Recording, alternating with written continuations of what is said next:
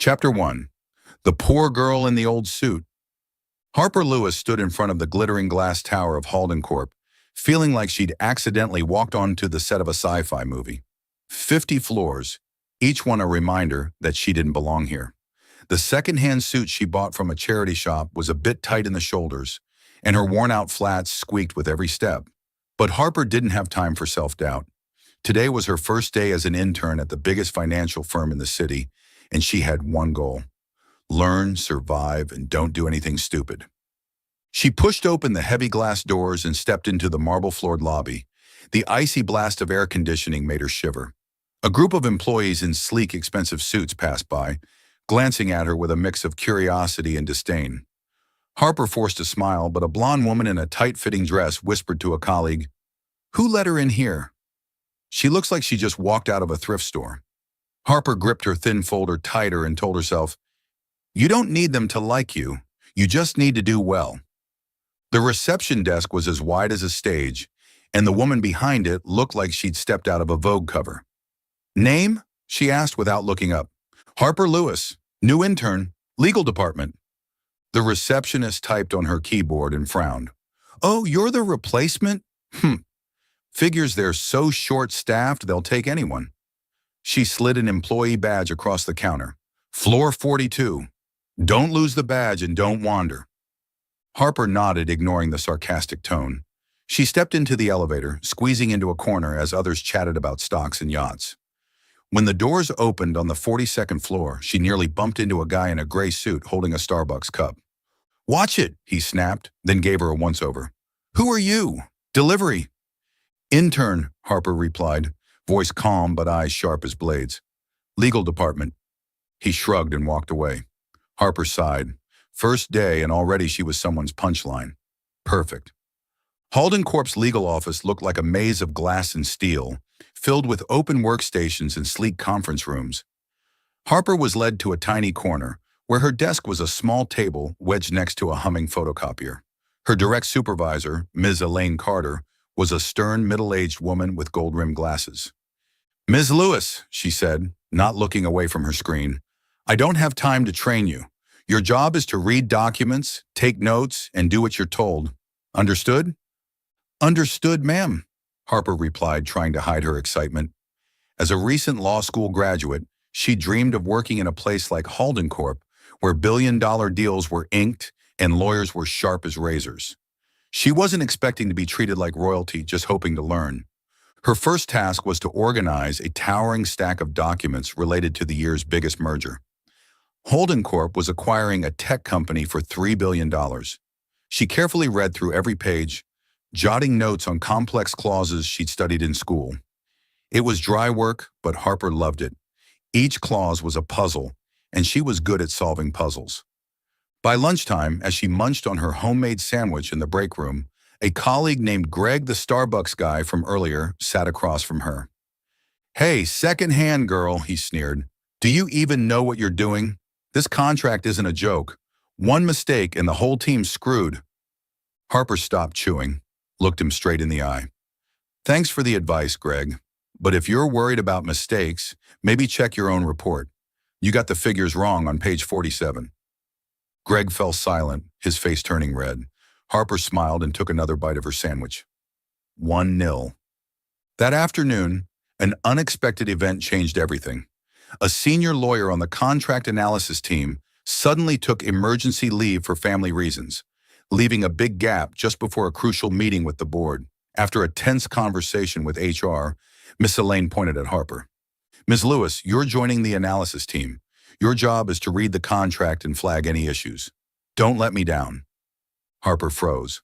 "But ma'am, I'm just an intern." "And you're the only one available," Elaine cut in. "Didn't you win debate competitions in law school? Then use that brain of yours." Harper swallowed hard, heart pounding. She didn't know if this was a break or a trap, but there was no time to think. She grabbed the stack of papers and dove in like a machine. Intellectual property rights, payment terms, penalty clauses. Her head was spinning, but she missed nothing. Then something off. A small clause buried on page 132 made her pause. It was vague, slippery like a trap waiting to snap. But she wasn't sure. Not yet.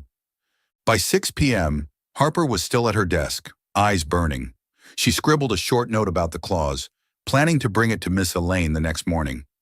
But deep down, she felt a strange instinct like this clause wasn't just an error, it was a ticking time bomb. She stood, stretched, and looked out the window. The city glowed under the nightlights. Harper gave a dry smile. Day one, and I've been thrown into the fire, she murmured.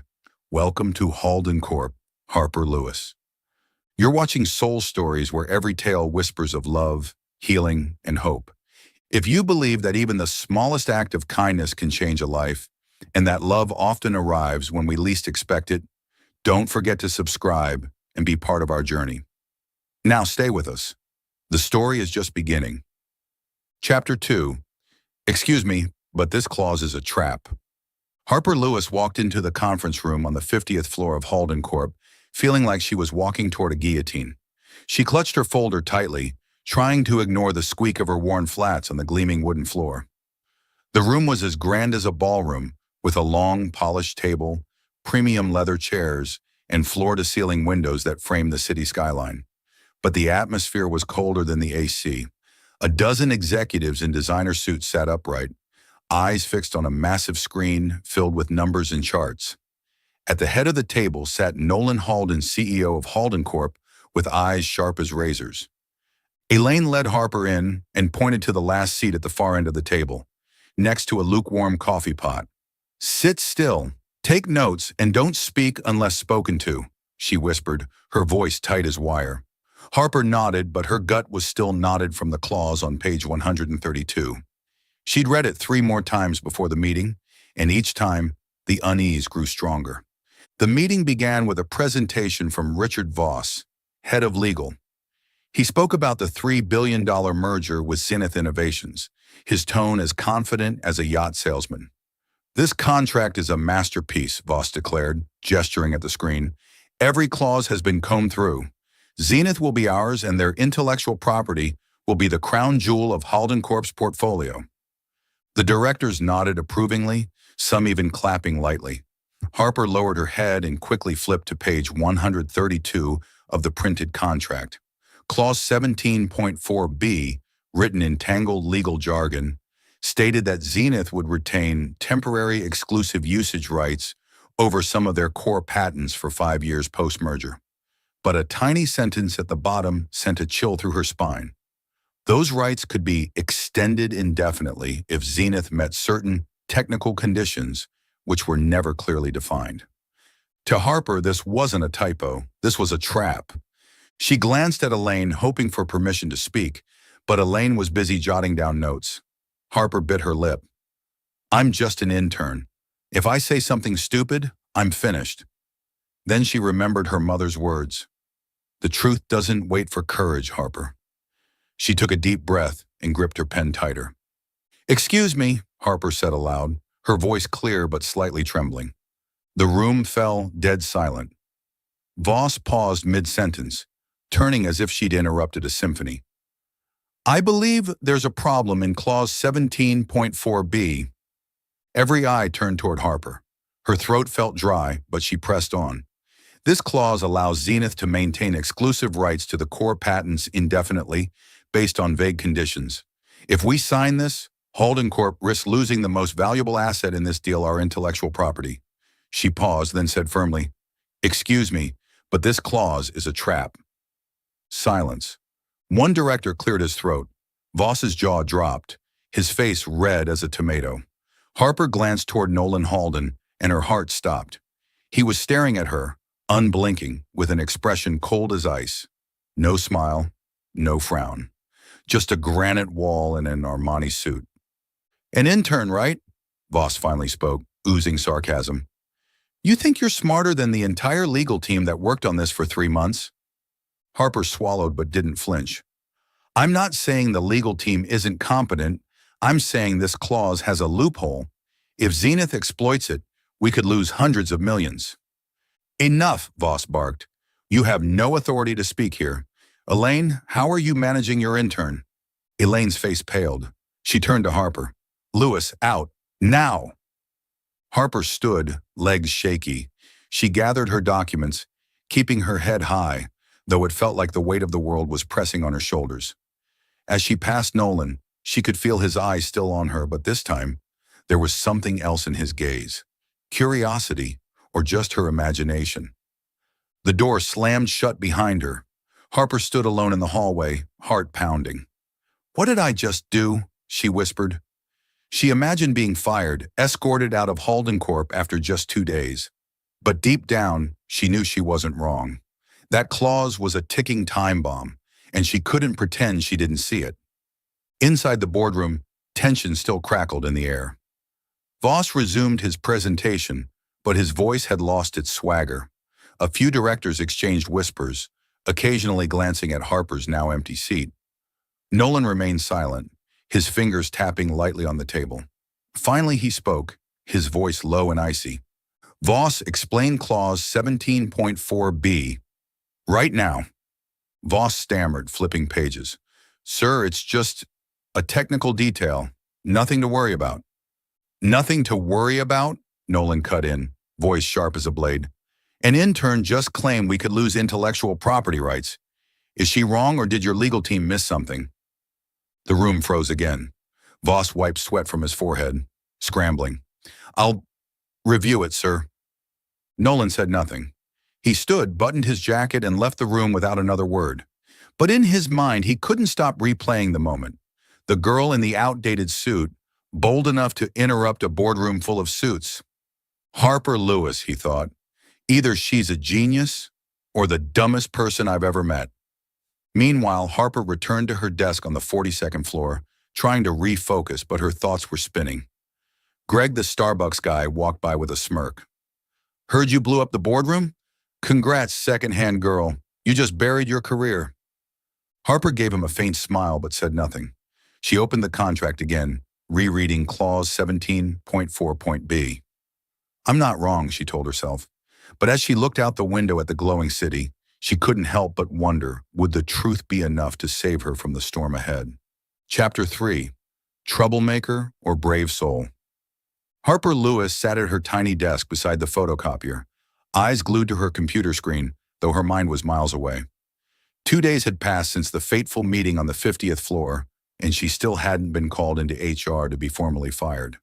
That, in a strange way, was even more terrifying.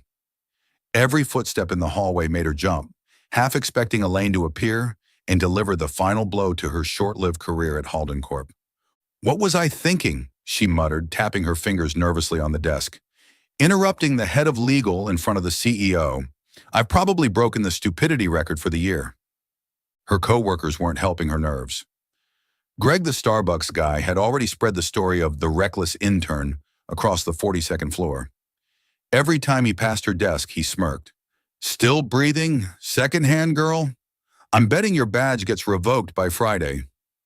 Harper only gave him a tired smile, but inside she was counting down the hours. She needed this job not just to pay rent, but to afford her mother's medication for chronic arthritis.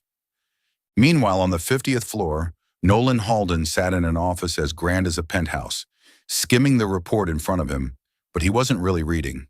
His mind was occupied by one name, Harper Lewis. The girl in the worn-out suit who had stood up in a boardroom full of executives and called clause 17.4b a trap. Arrogant, insubordinate, or just right? Nolan didn't like surprises. He'd built Halden Corp from a startup into a financial empire by controlling everything: numbers, deals, people.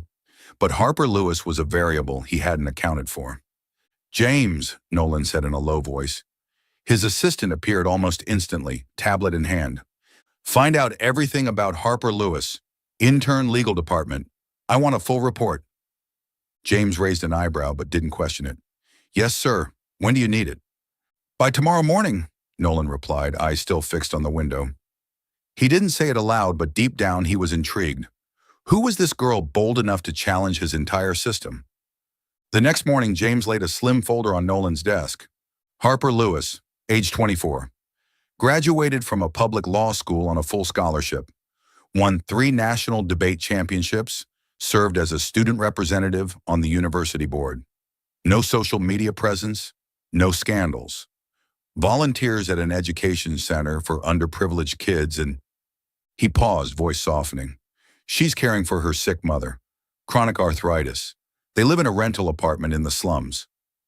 Nolan flipped through the file, pausing at a photo of Harper at a debate competition standing on stage. Eyes sharp, pointing with conviction like she was trying to persuade the world. He felt a jolt of energy course through him. It wasn't her beauty, though. Her bright brown eyes and defiant smile were hard to ignore. It was her presence. That rare sense of principle in a world full of agendas. "Anything else?" Nolan asked, voice calm but his eyes sharper now. James cleared his throat. She turned down an offer from a major law firm because they represented a corporation accused of fraud.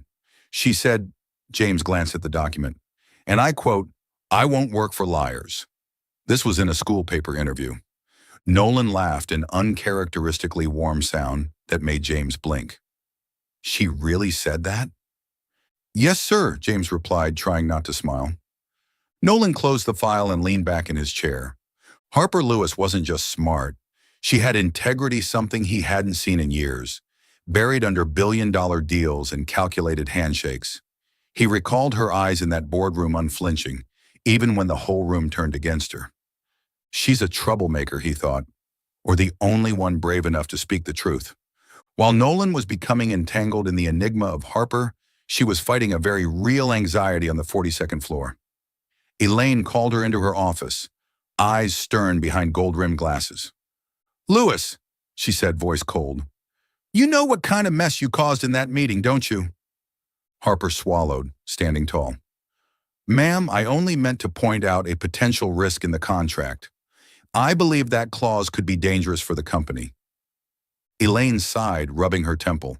"Do you have any idea how long the legal team worked on that deal? You embarrassed Mr. Voss in front of the board. Worse, you made me look like I've lost control of my team." "I'm sorry, ma'am," Harper said quietly, yet firmly. "But if I'd stayed silent and something went wrong, I couldn't live with myself." Elaine looked at her eyes, softening just a bit. "You've got guts, I'll give you that. But guts don't pay bills. If the CEO decides to let you go, I can't protect you." Harper nodded, heart heavy. She left Elaine's office, head spinning. She thought of her mother, of the expensive medication, of her dream to be an honest lawyer. Maybe I went too far, she thought, but I don't regret it. That afternoon, Harper received a short email from HR. "Ms. Lewis, please report to the CEO's office at 9 a.m. tomorrow." No explanation, no details. She reread it again and again, her heart racing. "Nolan Halden wants to see me." The man with the ice-cold stare, the man who could end her future with a flick of his wrist. She sat down at her desk, staring out the window. The city still glittered, but this time, the lights didn't bring hope. "Welcome to your last day, Harper Lewis," she murmured, forcing a weak smile. But inside, a spark still flickered. If this was her last stand at Halden Corp, she wouldn't bow her head. On the 50th floor, Nolan sipped his coffee, looking down at the city. He thought about the meeting tomorrow with Harper. He didn't know what he wanted: punish her for her defiance or thank her for her courage. But one thing was clear. Harper Lewis was unforgettable. And for the first time in years, something stirred in his chest, a strange, unfamiliar thrum of life. Chapter 4. The CEO's Personal Interrogation. Harper Lewis stood before the gleaming wooden door to Nolan Halden's office, her heart pounding like it wanted to escape her chest. She'd mentally prepared for every possible scenario: being fired, being berated, or worse, being sued for unparalleled arrogance. Her second-hand suit was still tight in the shoulders, and she debated whether to apologize up front or just silently accept her fate. But when she knocked and heard his cold, commanding voice, "Come in," she knew there was no turning back. Nolan's office was the size of a small soccer field, with floor-to-ceiling windows overlooking the glittering city. He sat behind a massive wooden desk, black suit perfectly tailored, eyes sharp as blades. In front of him sat a cup of black coffee and a file Harper recognized instantly, her background file. Great, she thought. He's investigated me. This isn't a conversation, it's a sentencing. "Sit," Nolan ordered, pointing to the leather chair across from him. Harper sat, keeping her spine straight, even though she wanted to curl up. She glanced around, no assistant, no HR rep, just her and the most powerful CEO in the city. Ms. Lewis, Nolan began, his voice calm but heavy like an oncoming storm. Do you make a habit of interrupting heads of legal during key meetings? Or was that just a spontaneous hobby? Harper swallowed hard, but her gaze didn't waver. Sir, I didn't interrupt for fun. I did it because Clause 17.4b could cost Halden Corp its intellectual property. I assumed you'd prefer truth over a room full of nodding heads. Nolan raised an eyebrow, a subtle move that felt like she'd just taken a misstep on a chessboard. Truth? He echoed, voice tinged with sarcasm. You, an intern with less than 3 days of experience, believe you know more than a legal team that worked on this for 3 months?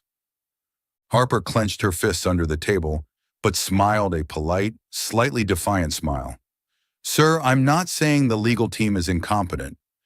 I'm saying they missed a trap, and if I saw it and stayed silent, I wouldn't deserve to be in that room. Nolan tilted his head, something flickering in his gaze. Curiosity or annoyance. You're very confident, he said, or very foolish. You do realize embarrassing Mr. Voss in front of the board has consequences? I could fire you right now. Then why haven't you? Harper blurted and instantly regretted it. God, Harper, did you just say that out loud? Silence. Nolan stared at her, unblinking, as if analyzing a flawed contract. Then suddenly he laughed, a low, short sound that stunned Harper. She hadn't imagined Nolan Halden could laugh. For a moment he looked almost human. You've got guts, Lewis, he said, the smile vanishing as quickly as it appeared. But guts won't save you if you're wrong. Explain. Clause 17.4b. If you can't convince me, you'll be out of Halden Corp before noon. Harper took a deep breath, the old feeling of standing on a debate stage washing over her. She opened her folder and flipped to page 132. This clause grants Zenith exclusive rights to core patents for 5 years, but there's a line that allows it to be extended indefinitely based on undefined technical conditions. If Zenith exploits that, they could hold on to the patents forever. Halden Corp would lose the most valuable asset of the merger. Nolan glanced at the page, but his eyes never left her face. You're sure?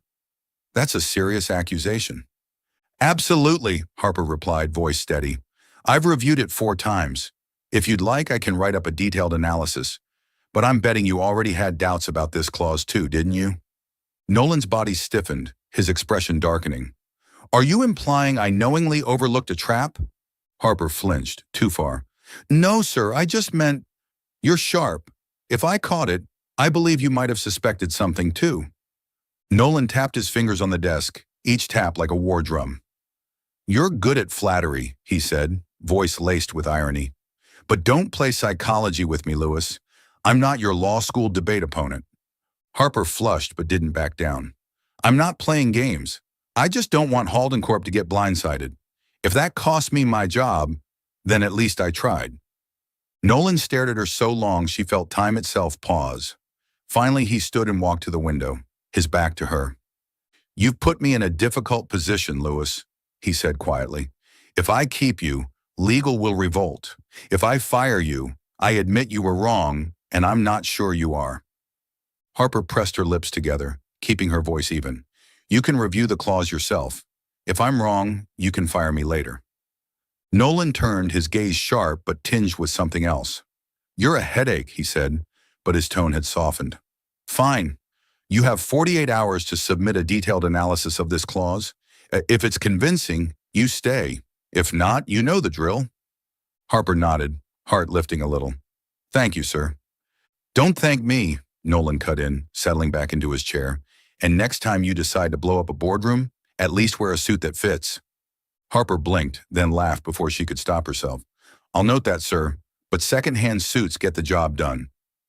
Nolan raised an eyebrow, and this time, a hint of a smile tugged at his lips, a brief flicker, but enough to leave Harper stunned. Out, before I change my mind. Harper left the office, light on her feet. She wasn't fired, not yet. But as she returned to the 42nd floor, she realized something else. Nolan Halden wasn't just terrifying, he was interesting. And though she wouldn't admit it out loud, Part of her was already looking forward to their next battle. Chapter 5. The Reluctant Ally. Harper Lewis sat at her tiny desk beside the photocopier, eyes burning from 2 sleepless nights spent writing the analysis of Clause 17.4b. She'd submitted the report to Nolan Halden right on time, mentally including an imaginary cup of coffee to soften the notoriously cold CEO. But this morning, when she opened her email, one message nearly made her spill her water. Ms. Lewis, report to the CEO's office at 8 a.m. Do not be late. What now? Harper muttered, checking her watch. 7:45. She grabbed her folder, adjusted her second-hand suit, and sprinted to the elevator. Greg, the Starbucks guy, passed by with a smirk. Off to see the big boss again? You really do love digging your own grave. Harper shot him a glare, but wasn't sure herself was she walking into a promotion or a disaster. On the 50th floor, Nolan Halden's office was just as cold and luxurious as last time. He sat behind his desk, gray suit and immaculate, eyes scanning Harper's analysis. When she entered, he didn't look up, just gestured for her to sit. Harper swallowed hard, trying to ignore the tension in the air. Sir, she began, if this is about the report, You were right, Nolan cut in, his voice low and sharp. He slid the analysis across the desk. Clause 17.4b is a trap. Zenith's legal team planted it. If you hadn't spoken up, Holden Corp could have lost hundreds of millions. Harper blinked, stunned. So, I'm not getting fired? Nolan raised an eyebrow, a flicker of something unreadable in his eyes. Don't celebrate yet. You've given me more headaches than help. Before Harper could respond, the door burst open.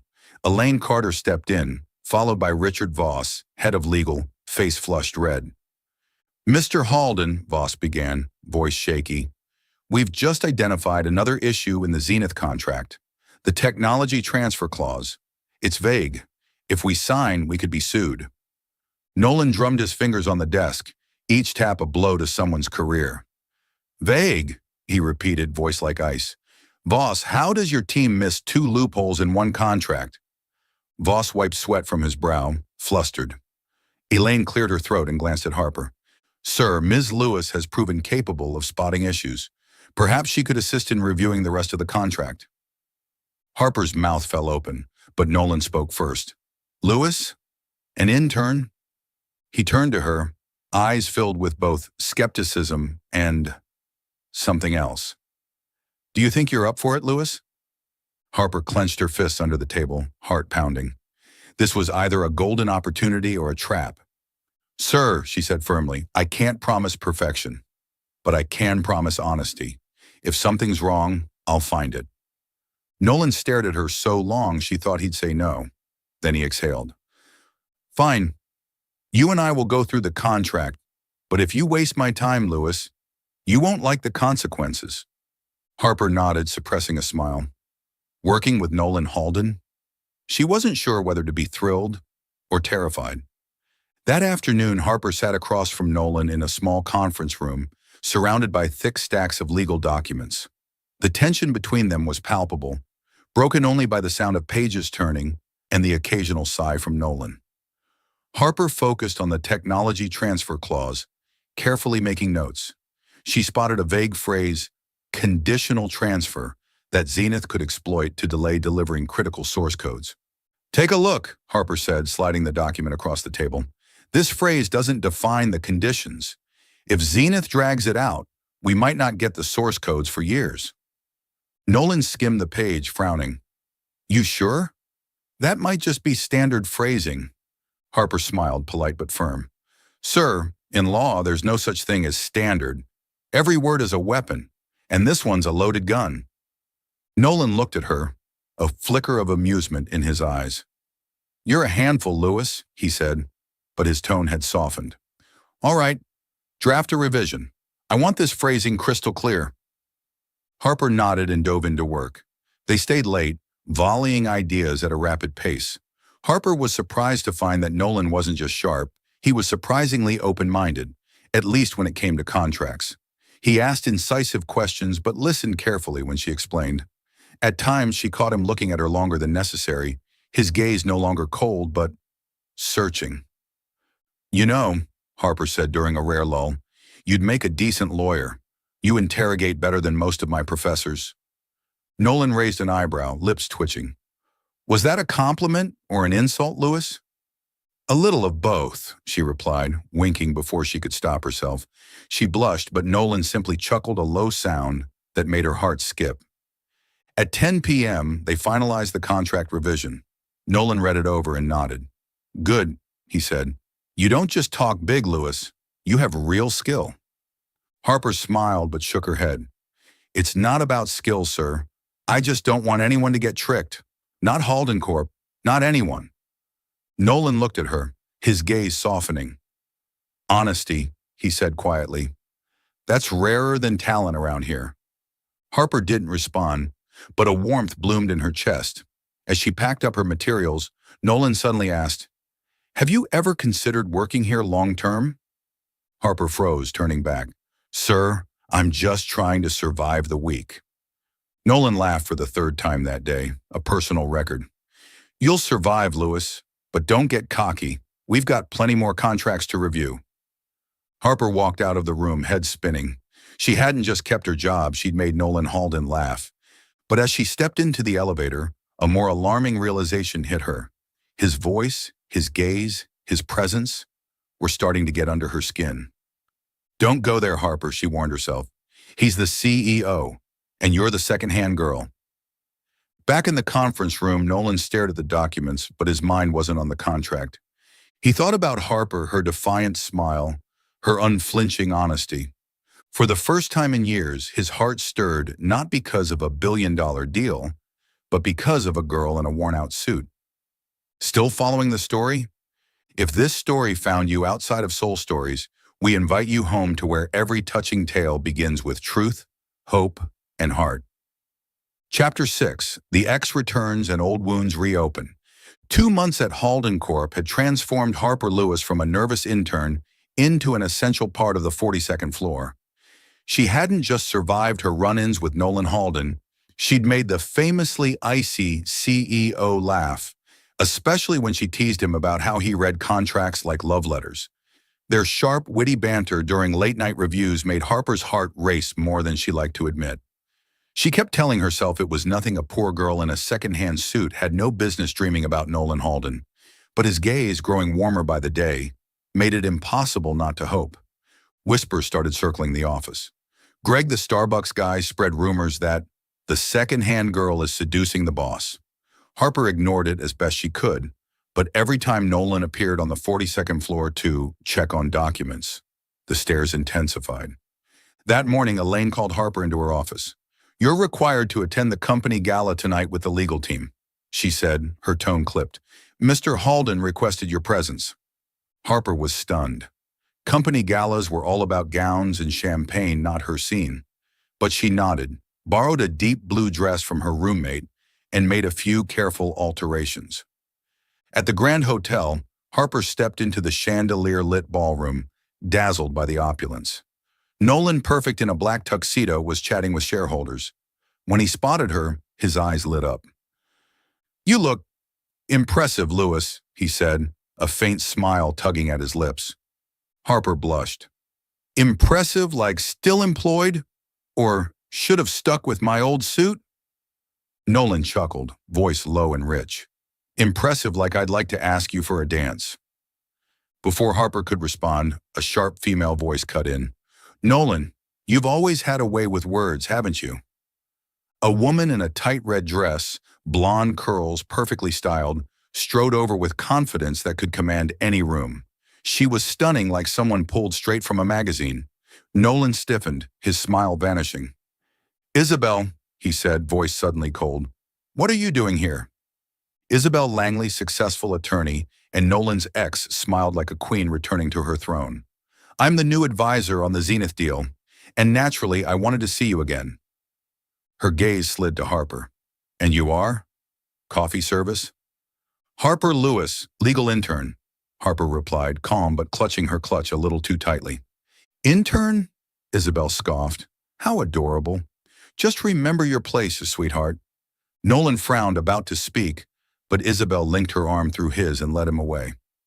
Harper stood there, her chest tight, She looked at Isabel so polished, so confident, and wondered what she had ever been thinking. The next day, Isabel was officially appointed as senior legal advisor, and she wasted no time targeting Harper. During a meeting, she dumped a stack of documents on Harper's desk. "You're the rising star, right? Let's see how long you shine. I need this reviewed in 24 hours."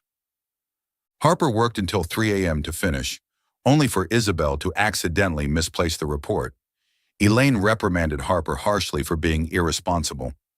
Things worsened when Isabel began spreading rumors that Harper only kept her job because of a questionable relationship with Nolan. The whispers on the 42nd floor sharpened like knives. Greg sneered, "You think clinging to Nolan's arm is a win? Isabel will eat you alive." The breaking point came the following week. A confidential internal document tied to the Zenith deal was leaked online, causing chaos within Halden Corp. At an emergency board meeting, Isabel stood confidently before the directors. "I found an email sent from Ms. Lewis's workstation, sharing the document externally," she announced, presenting a printed copy. "She may be an intern, but she clearly had motive." Harper felt her heart stop. "I didn't do this," she said, voice trembling.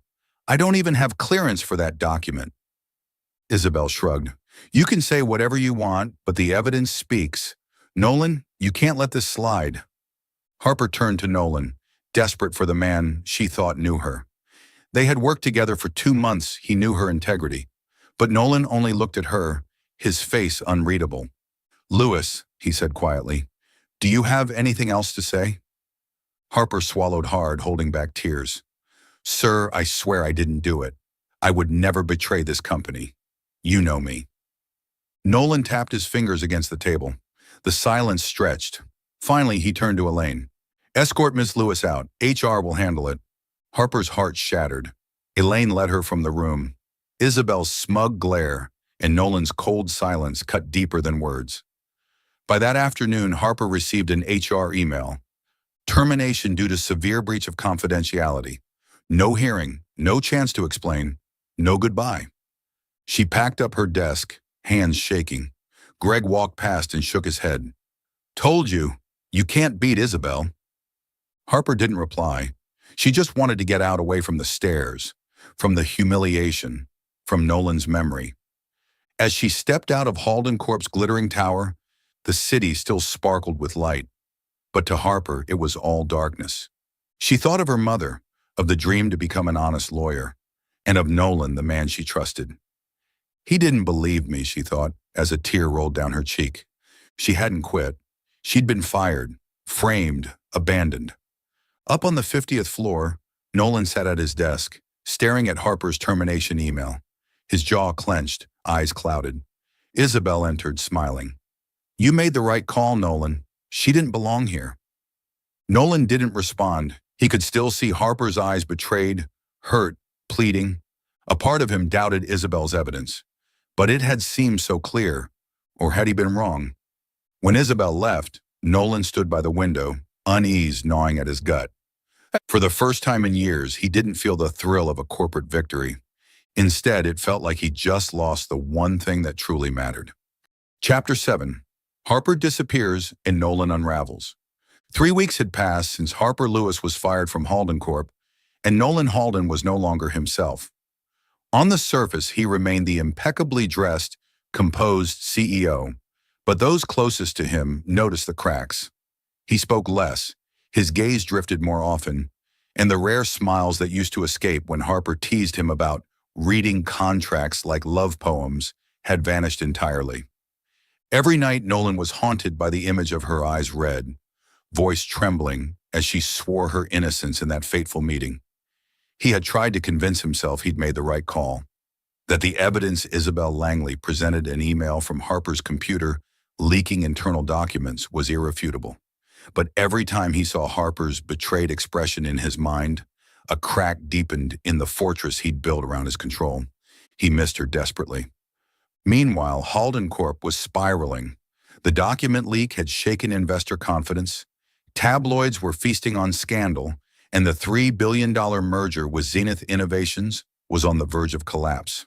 Isabel, now senior legal advisor, acted busy managing the fallout. But Nolan's instincts started to scream. She was too polished, too smug, just like she was 4 years ago, when she'd betrayed him for a high-paying post at a rival firm. That morning, James, his personal assistant, entered Nolan's office looking tense.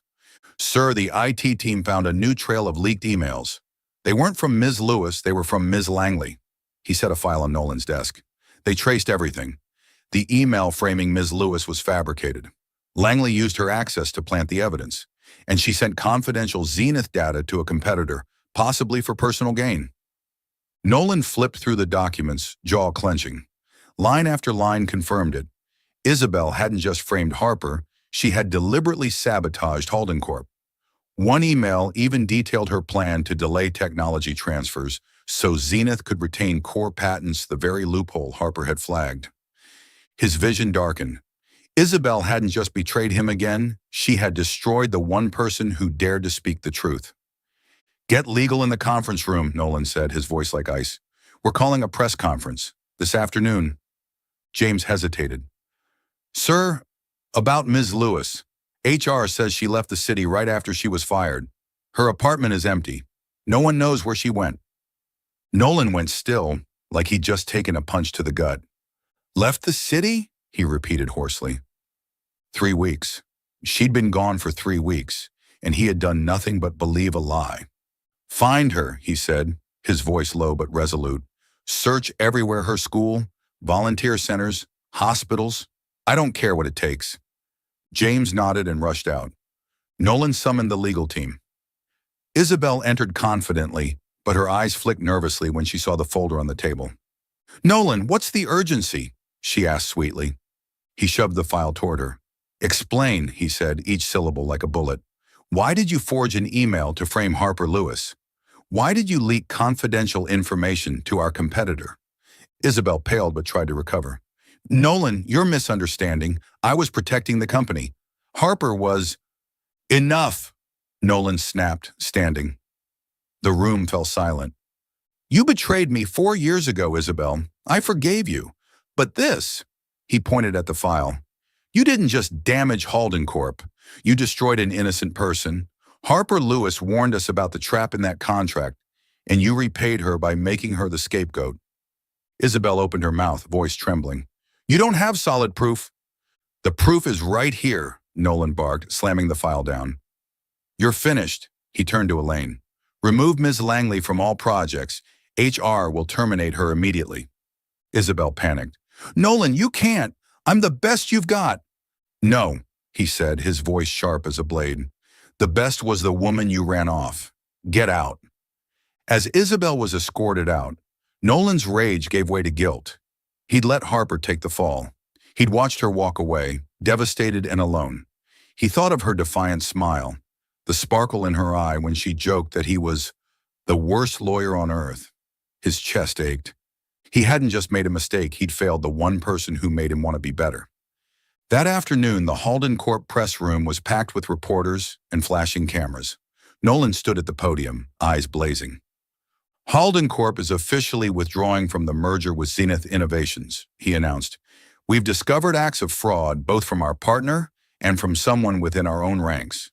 We will pursue legal action and overhaul internal procedures to ensure justice." A reporter raised a hand. "Mr. Halden, who leaked the documents?" Nolan gripped the microphone. "A senior advisor framed Harper Lewis, an employee who tried to warn us. She was treated unfairly, and I—" He paused, his voice tightening. "I failed to believe her, and for that, I apologize." Gasps and murmurs rippled through the room. Nolan Halden apologizing? It was unprecedented. "She is the most honest person I've ever worked with," he added, "and Halden Corp owes her." Back in his office, Nolan could think only of Harper. James entered, shaking his head. "Sir, we checked her old apartment. Neighbors say she and her mother moved out 2 weeks ago. No forwarding address. The volunteer center hasn't seen her." Nolan clenched his fists, helpless for the first time in his life. 3 weeks. She was gone, and he had done nothing to stop it. "Keep looking," he ordered. "Try her school, hospitals, anywhere she ever mentioned." James hesitated. "Sir, what if she doesn't want to be found?" Nolan turned, eyes burning. "Then I'll find her anyway. I owe her the truth, and more." That night, Nolan sat alone staring at the city lights. He remembered the moment Harper had interrupted the boardroom meeting, her voice clear and unshakable. This clause is a trap. She had been right about the contract, about Isabel, and about him, a man trapped by power and doubt. He'd lost control not of his company, but of the one thing that had truly mattered, Harper. In a small town hours away, Harper sat in a dimly lit motel room, the flickering lamp casting shadows on her weary face.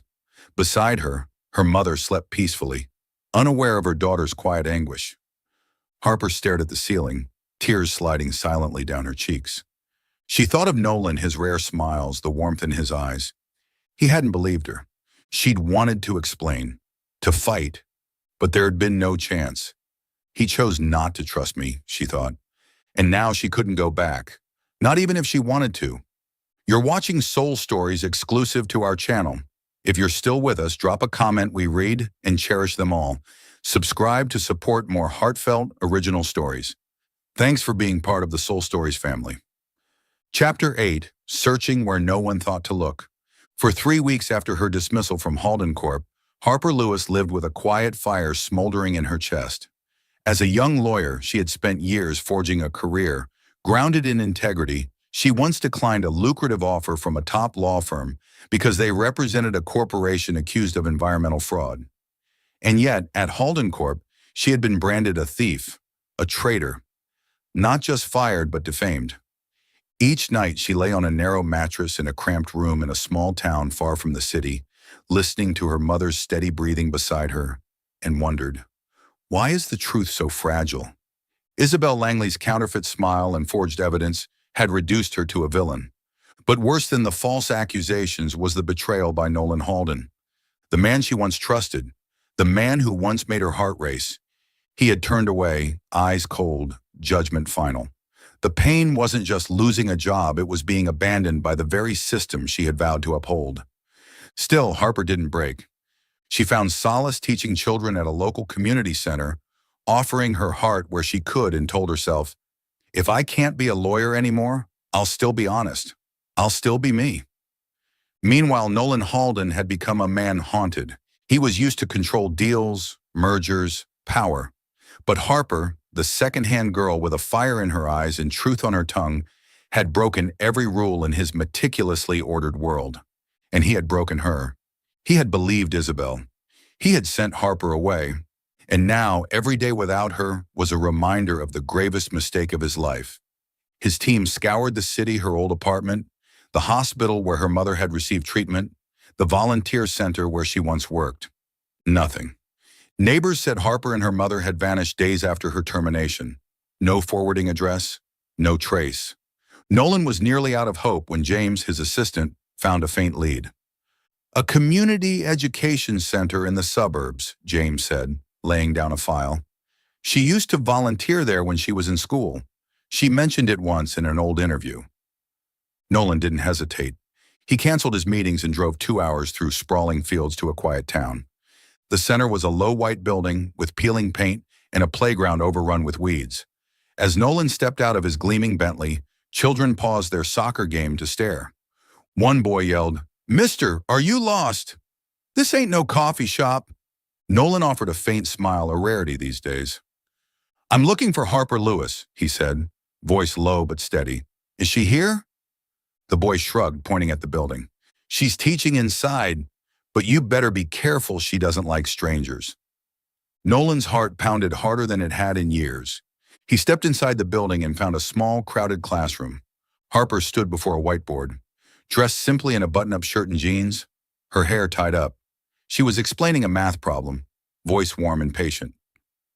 "If you divide 12 apples evenly among 4 people," she said with a smile, "how many apples does each person get?" A little girl raised her hand, and Harper's grin widened. It stopped Nolan cold. She was still Harper brilliant, compassionate, but there was a quiet sadness in her eyes now. And he had put it there. Then she looked up, and their eyes locked. Harper froze. The piece of chalk slipped from her fingers and hit the floor. The children turned, curious. "Miss Harper, who's that?" a boy asked. Harper's voice was tight. "Do your worksheets. I'll be right back." She walked outside, Nolan trailing her to the hallway. Arms crossed, eyes steely, she faced him. "Mr. Halden, what are you doing here?" Nolan drew in a deep breath, steadying himself. "I need to talk to you. About what happened." "There's nothing to say," she cut him off. Her voice trembled. "I was framed. I was fired. And you didn't believe me. I've started over. Please leave me alone." Nolan clenched his fists, pain washing over him. "Harper, I was wrong. Isabel faked the evidence. She leaked the documents and blamed you. I've fired her, canceled the Zenith deal. I held a press conference. I told the world the truth. I apologized." Harper blinked, tears rising, but she turned her head. "You apologized in the press. Good for you. But it doesn't erase 3 weeks of shame. It doesn't erase the way you looked at me like I was a liar." Nolan stepped closer, his voice low and raw. "I know. I let you suffer. I lost someone irreplaceable. When you left, the company lost its best mind and I—" He met her eyes. "I lost my heart." Harper's breath hitched. Tears spilled down her cheeks before she could stop them. She wanted to hate him. She wanted to push him away. But those words shattered something inside her. "You don't get to say that," she whispered. "You're Nolan Halden.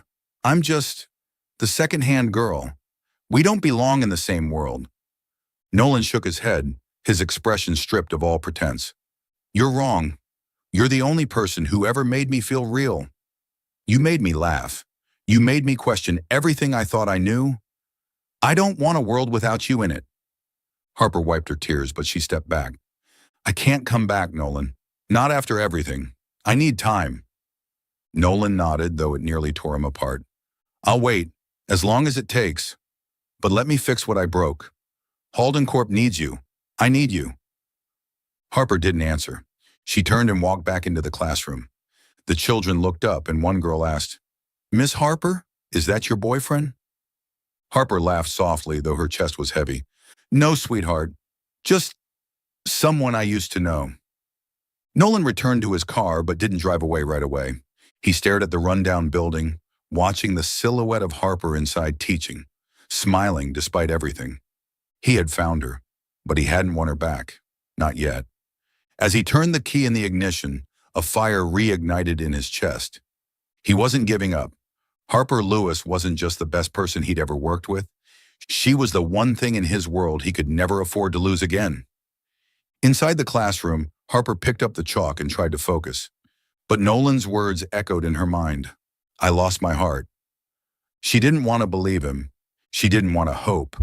But somehow, a small spark had begun to glow again. Maybe, just maybe, she wasn't ready to give up completely. Chapter 9. A New Contract, No Hidden Clauses.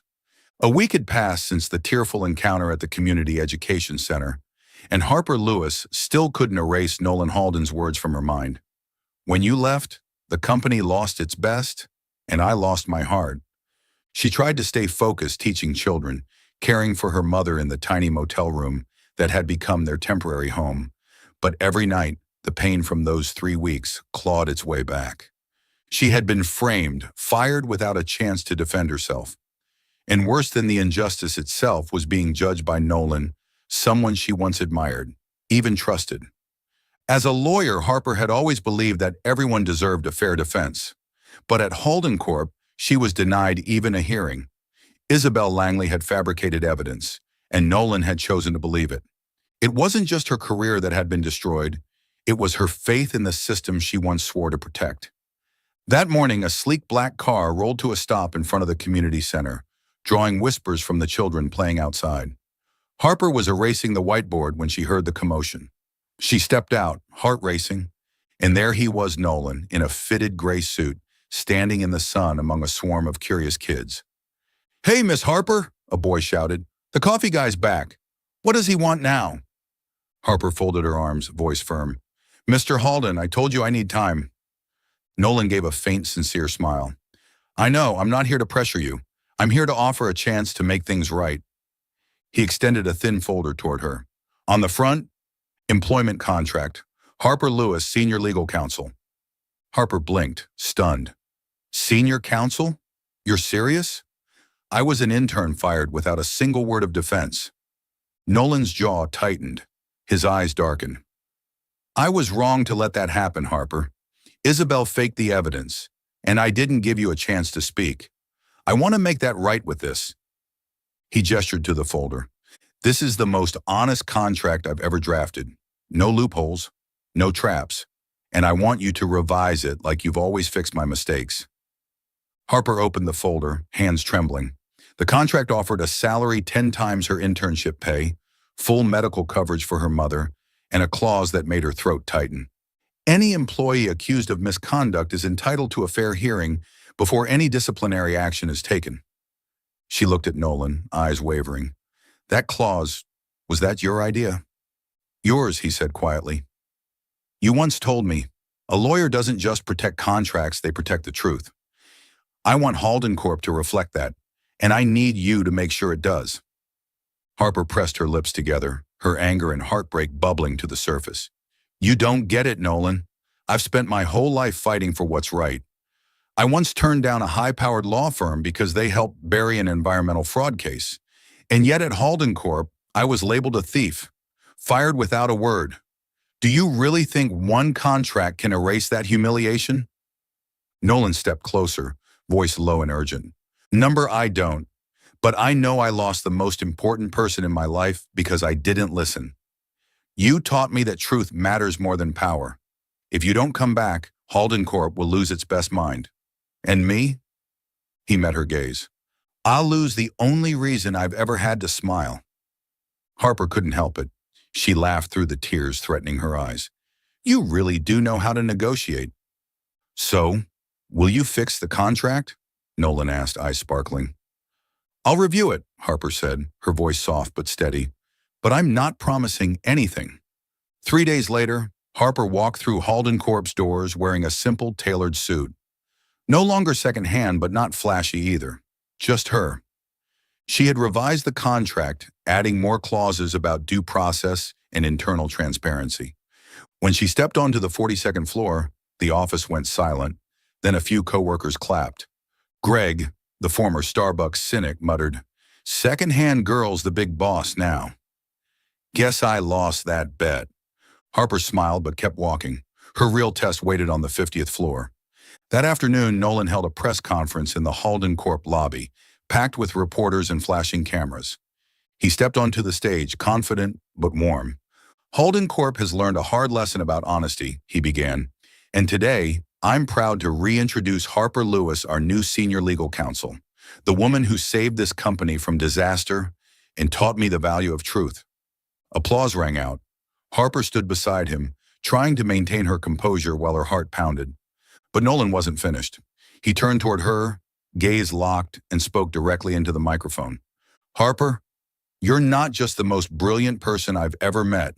You're the person who makes me want to be better. I know I don't deserve you, but I want to ask for something. He pulled out a folded piece of paper. At the top, lifetime love contract. He read aloud, voice rich and unshakable. Clause 1, I, Nolan Halden, promise to love, respect, and trust Harper Lewis for life. Clause 2, no traps, no deception, only truth. Harper, will you sign? The room exploded in gasps and camera clicks. Harper stood frozen, tears brimming. You're insane, she whispered, voice shaking. This is a press conference, not a rom-com. So what? Nolan smiled, stepping closer. I lost you once. I'm not risking that again. Harper wiped her tears and grinned. You really are the worst lawyer in the world. She took the paper, skimmed it, then met his eyes. I'll sign it. On one condition, you have to smile more. Nolan laughed a sound that filled the entire hall and pulled her into his arms. Deal. Reporters erupted, but for Harper and Nolan, the world narrowed to just the two of them. Later, they sat in Nolan's office, the handwritten love contract on his desk. Harper shook her head. You proposed in front of the entire world. Aren't you afraid the shareholders will revolt? Let them, Nolan said, holding her hand. The only thing I'm afraid of is losing you again. Harper squeezed his hand, warmth spreading through her chest. She had returned to Halden Corp not just to work, but to begin something new. A future with no traps, only truth and love. Chapter 10. Love Needs No Clauses. 6 months after the press conference that rocked the city, Harper Lewis and Nolan Halden were no longer the second-hand intern and the icy CEO. They were a couple, an oddly matched pair, as Greg from the 42nd floor liked to say, still reeling from the bet he'd lost about them. Now senior legal counsel at Halden Corp, Harper maintained her habit of combing through every contract with the integrity of someone who believed law could still serve truth.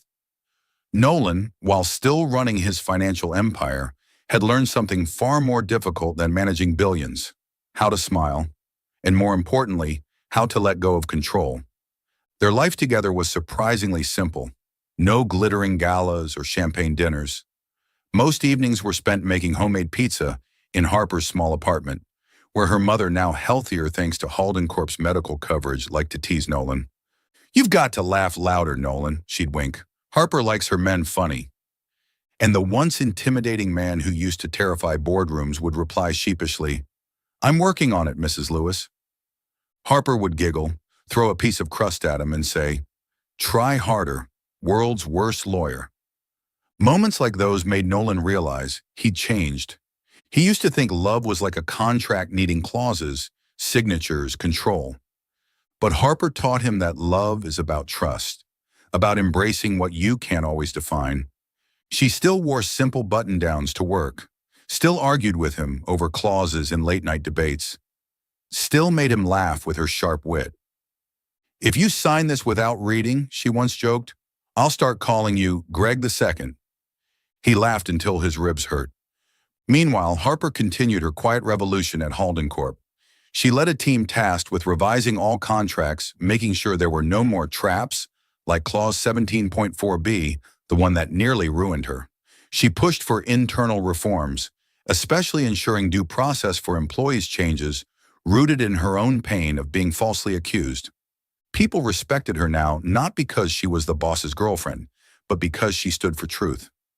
Even Greg grudgingly admitted, "She's the real deal."